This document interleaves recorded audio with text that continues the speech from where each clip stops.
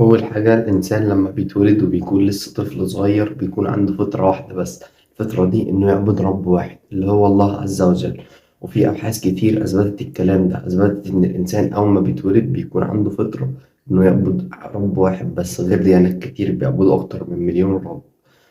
تاني حاجة إن القرآن الكريم ما تمش التحريف فيه. يعني القرآن الكريم نزل من السماء وهي تقريبا الديانة الوحيدة بس، وأكيد إنه ما تمش التحريف فيها. ده مذكور في القرآن الكريم برضه. أفلا يتدبرون القرآن أفلا يتدبرون